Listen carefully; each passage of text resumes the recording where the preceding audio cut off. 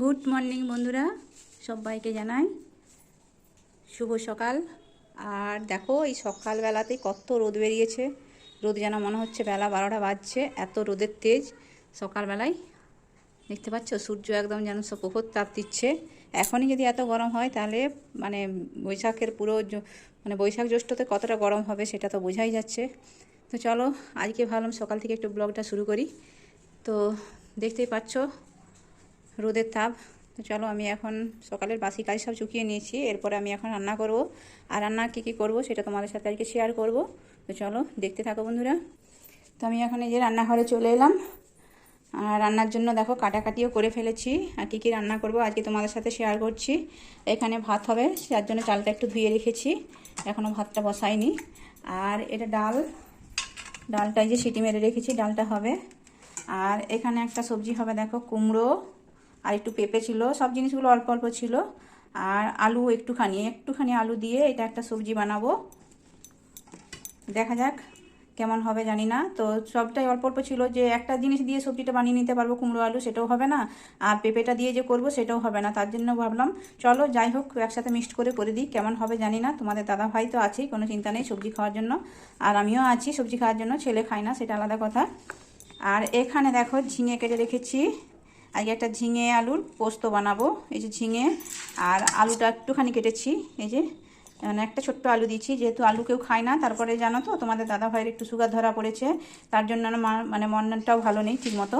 তো সেই জন্য তারা আলু খাওয়া বন্ধ করে দিচ্ছি এখন থেকেই, কারণ বেশি বাড়াবাড়ি হলে তো খারাপ জিনিস। প্রথমবার সুগার ধরা পড়েছে, তো সেই জন্য ভাবছি এখন প্রথম থেকেই কন্ট্রোল করে দিই, কারণ তাহলে হয়তো আর বেশি বাড়বে না। আর যদি ঠিকমতো না কন্ট্রোলে রাখি তাহলে কিন্তু আবার সেটা বেড়ে যাবে। যেন আলু ভাত এগুলো চাই চিনি এগুলো সব কমিয়ে দিয়েছি আমি। আর এখানে দেখো এই যে উচ্ছে আলু ভাজা হবে। যেহেতু সুগারটা একটু ধরা পড়ছে সেই জন্য এখন উচ্ছেটা রেগুলারিটি করি। তো আমার তো প্রতিদিনের মানে ডেলি ব্লগ দেওয়া হয় না, সেই জন্য তোমাদের সাথে শেয়ার করা হয় না। তো আজকে ভাবলাম একটু ডেলি ব্লগ করি, মানে সারাদিনের কিছু তোমাদের সাথে তুলে ধরি। তো এই যে আমি এখন উচ্ছে আলুটা একটু ধুয়ে রেখেছিলাম, সবই সবজিগুলো ধুয়ে রেখেছি এখানে। তো সেটা দিয়ে আমি এখন এটা উচ্ছে আলুটা করব। আরেকটা হবে যেটা হচ্ছে এই যে এটা কি শাক বলো তোমরা, কে কে খেয়েছো? এটা হচ্ছে লাল শাক। এই লাল শাকটা কিন্তু খুব উপকারী, এই লাল শাকটা খাওয়া খুবই দরকার। তো আমাদের খাওয়া হয়ে ওঠে না সাধারণত। তো আজকে ভাবলাম মানে বাজার থেকে নিয়ে এসেছিলো, তো সেটা আমি কেটে পরিষ্কার করে ধুয়ে রেখেছি। দেখো তোমরা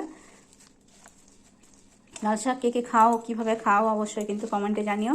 আর হ্যাঁ বন্ধুরা, যারা আমার ভিডিওটা ভিজিট করছো তোমাদেরকে জানাই অনেক অনেক ভালোবাসা, অনেক অনেক ধন্যবাদ। তোমরা আমার সাথে আছো আর এইভাবেই আমার পাশে থেকো। তোমাদের ভালোবাসা নিয়ে আমি এইভাবেই এগোতে চাই। তো দেখো শাকটাও এখন এখানে রাখার জায়গা নেই, সেই জন্য এটা ধুয়েছিলাম বলে আমি এখানে আলাদা করে রেখেছিলাম। তো আমি এখানে দেখো এখন কড়া বসিয়ে দিচ্ছি, যে কি করব প্রথমে সেটাই ভাবতে পারছি না। আর জানো তো আমার এই গ্যাসটা না একটু ডিস্টার্ব হচ্ছে, কী যে হচ্ছে বুঝতে পারছি না। মানে জ্বালতে গেলে ভীষণ একটা সেই ভর ভর করে একটা আওয়াজ হয়, সেরকম হয়। কখনো জলে আর কখনো এরকম একটা বিকট আওয়াজ হয়। আর গ্যাসটা পুরো তখন গ্যাসের এত আওয়াজ হয় না, মানে গ্যাসটা পুরো লিক হয়, ভীষণভাবে একটা গ্যাসের গন্ধ বেরিয়ে আসে। তো চলো আমি কড়া বসিয়ে দিলাম। দূরে কাছে দেশ বিদেশ যে যেখান থেকে বন্ধুরা ভিডিওটা দেখছো তোমাদেরকে আমার তরফ থেকে অনেক অনেক ধন্যবাদ। নতুন বন্ধু যারা আসছো তারা লাইক কমেন্ট করে শেয়ার দিয়ে ভিডিওটা সাবস্ক্রাইব করে অবশ্যই আমার পাশে থেকো। আর আমার কমিউনিটিতে একটা লেটার দেখো, যাতে আমিও তোমাদের বাড়ি খুব সহজেই চলে যেতে পারি। আর এই যে দেখো আরেকটা ফোনে ভিডিও চলছে কন্টিনিউ, এটা হচ্ছে আমাদের শিবপ্রদীপ ভাইয়ের ভিডিও, এই শেষ হয়েছে, আমি কমেন্ট করে দিয়েছি। তো এই ভিডিওটা কমপ্লিট হয়ে গেছে, এরপরে কার ভিডিও আসছে দেখি। আচ্ছা এখানে আরেকজন বন্ধুর ভিডিও এসেছে, আমি লাইকটা দিয়ে দিলাম। এটা এবার রানিং থাকলো, যখন শেষ হবে তখন ওনাকে কমেন্ট করে দেবো। ও এই যে দেখো বন্ধুরা এখন আমি এখানে কড়া চাপিয়ে দিচ্ছি। আর ভাবছি প্রথমে ডালটাই সাঁতুলে নিই, কারণ ডালটা সাঁতুলতেই সুবিধা। আগে ডালটা সাঁতুলে নিয়ে তারপরে একটা একটা করে রান্না বসিয়ে দিই, কারণ অনেকগুলো রান্না হবে তো অনেকটাই সময় লেগে যাবে। ডালের জন্য পেঁয়াজ লঙ্কা জিরে দিয়ে ফোড়ন দিয়ে দিচ্ছি।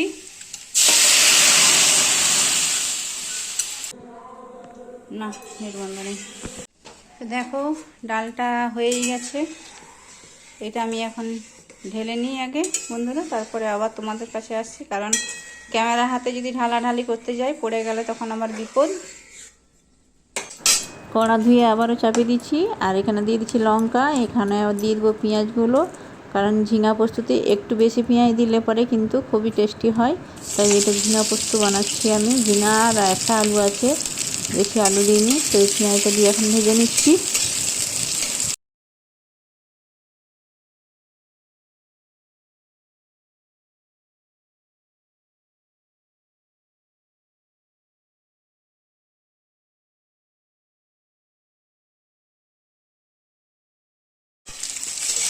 দেখো এখানে ঝিঙে আলু পোস্তটা বসিয়ে দিচ্ছি।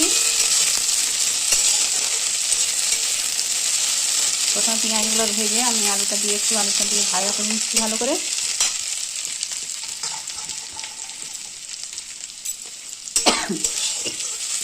এরপর এখানে দিয়ে দেবো ঝিঙেগুলো।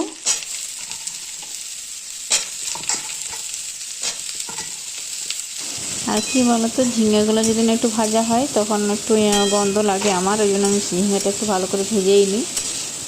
সেই জন্য আলু আর ঝিঙে করে একটু ভেজে নিচ্ছি পেঁয়াজ করে। তারপরে এখানে মিশিয়ে দেবো জল।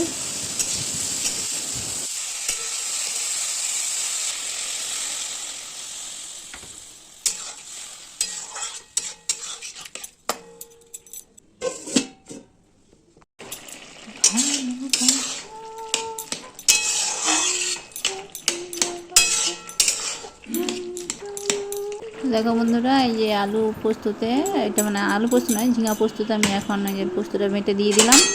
এখন এটা নাড়াচাড়া করে নেবো।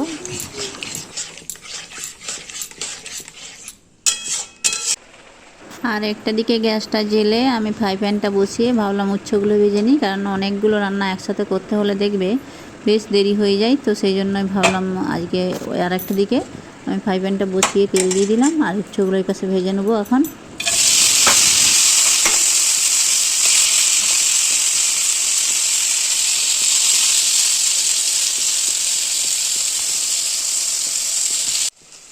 দেখো বন্ধুরা, আমার পোস্তটা কিন্তু এখানে হয়ে গেছে,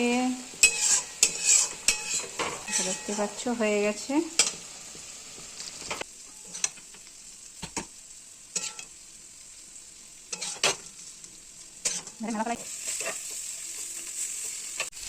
দেখো এখানে এই যে উচ্ছেটা ভাজা হচ্ছে, আর এখানে কিন্তু উচ্ছেটা আমি আলাদা করে ভেজে নিচ্ছি। এটা তেতো যেহেতু, সেহেতু এটা কিন্তু আলাদা করে এই ফ্রাই প্যানটাতেই ভেজে নিচ্ছি।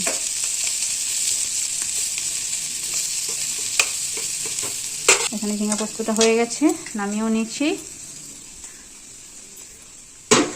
আর আমাদের একটু মানে কড়া ভাজা খাই, সেই জন্য সবটা উল্টো উল্টো ভাজতে হচ্ছে এখন। এই দেখো, কাঁচা নয়, যদি একটুখানি কম ভাজা হয়েছে তাহলে কিন্তু বলবো কাঁচা রয়েছে, খাবো না। কিন্তু উচ্ছে একটু কাঁচা কাঁচা খাওয়া ভালো।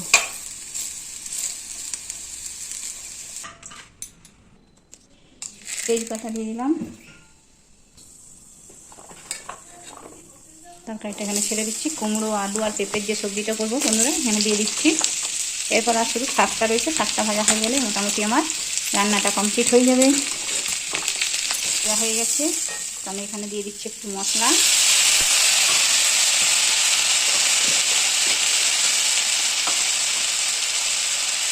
একটুখানি হলুদ গুঁড়ো,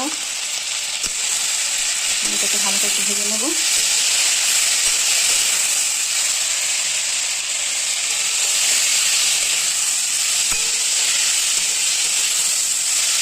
কেন এটা তোমার আদা পেঁয়াজ ছিল মশলাটা, জিরে আদা, সেই জন্য একটু কষিয়ে নিচ্ছি।